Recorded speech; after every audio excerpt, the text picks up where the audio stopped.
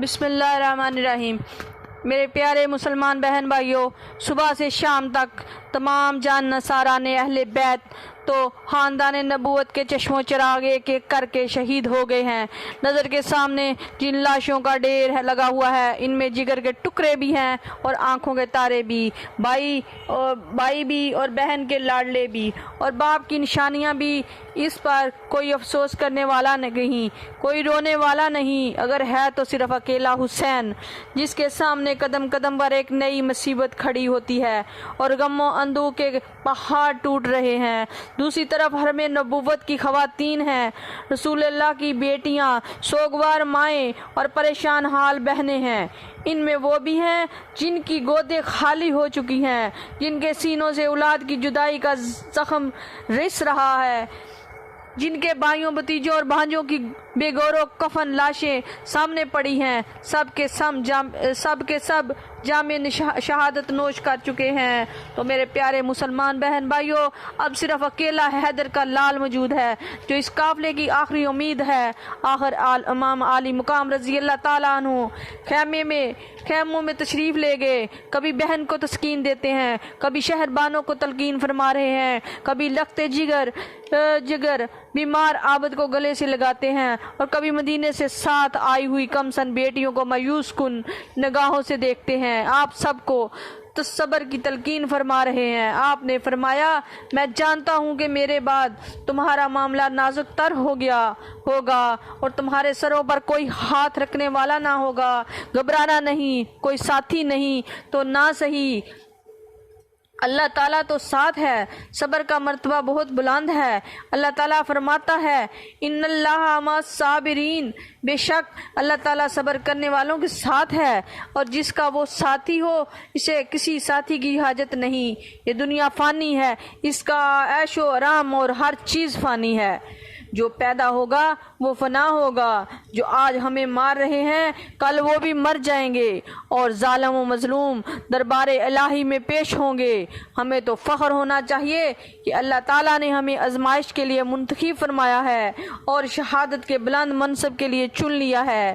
امام علی مقام آخری باتیں کرتے ہوئے خیموں سے باہر نکلے کہ سکینہ باپ سے لپٹ گئی اور بے قرار ہو کر ابا جان سے کہا، ابا جان، مجھے کس کے سہارے چھوڑ کر جا رہے ہو؟ میں آپ کے بعد یتیم ہو جاؤں گی، باپ کا چہرہ نظر نہیں آئے گا، کون ہے جو شفقت سے میرے سر پر پیار دے گا؟ امام علی مقام نے بچی کو سینے سے لگا لیا اور صبر کی تلقین کرتے ہوئے میدان میں جانے کی تیاری مکمل کی۔ جب سواری پر سوار ہونے لگے تو میرے پیارے مسلمان بہن بھائیوں، تو آنکھوں سے آنسو جاری ہو گئے کہ اب نہ تو قاسم ہے، نہ ابو بکر و عمر و عثمان، اور نہ اون و جعفر اور عباس ہیں جو اب میدان جنگ سے روک لیں۔ علی اکبر بھی رام کی نیند سو چکے ہیں۔ کاش اس وقت کوئی ایسا بھی نہیں ہے کہ رکاب تھامے اور سوار کرائے۔ دل میں یہ غم لیتے ہوئے میدان کارزار میں پہنچے۔ حق و صداقت کے روشن آفتاب نے سرزمین کربلا میں طلوع فرمایا، اور نواسہ رسول گر لٹا کر کنبہ کہا کر سر بکف میدان جنگ میں موجود ہیں۔ سامنے یزیدی لشکر ہے، ادھر اکیلا فاطمہ کا لال، مگر قربان جائیں اس حسین علی مقام کی عظمت پر کہ مصیبتوں کے ہجوم میں بھی پیشانی مصطفیٰ پر شکن تک نہیں پڑتا۔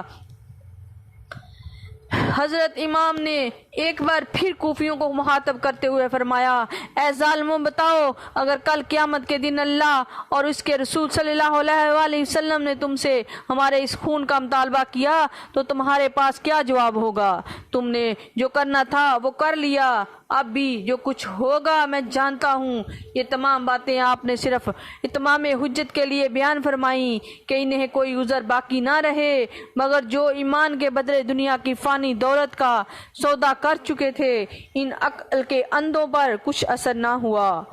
میرے پیارے مسلمان بہن بھائیوں، حتیٰ کہ 3 دن کا ایک بھوکا پیاسا مسافر تنہا 22,000 تلواروں کے نرگے میں ہے، تیروں کا می برسا تیروں کی بارشیں ہوئی اور تلواروں کی جلگار نے امام علی مقام کے جسم پاک کو زخموں سے چور کر دیا۔ آپ زخمی ہو کر زمین پر آئے تو ظالم شمر العین سینے پر بیٹھ گیا۔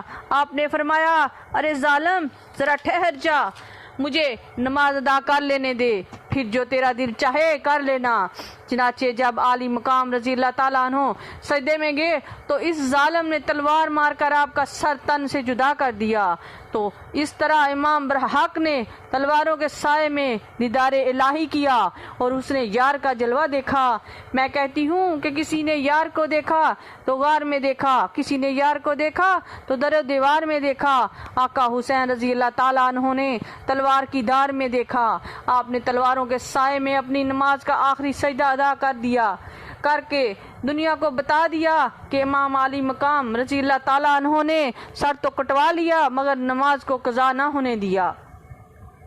شہادت کے بعد سر اقدس کو نیزے کی نوک پر چڑھا دیا گیا اور تمام یزیدیوں نے دیکھا کہ حسین نیزے کی نوک پر بھی قرآن پڑھ رہے ہیں، اور یہ سب خالق کائنات کی قدرتیں کہ اس کی بے نیازیاں ہیں کہ جسے جیسا چاہتا ہے امتحان لیتا ہے، مگر ہم تو یہی جانتے ہیں کہ مولا قہار بھی تو ہے، جبار بھی تو ہے، کبھی مدینے کی گلیوں میں پھرا دیتا ہے اور کبھی نبی کے کاندھوں پہ سوار کر دیتا ہے اور کبھی نیزے کی نوک پر چڑھا دیتا ہے۔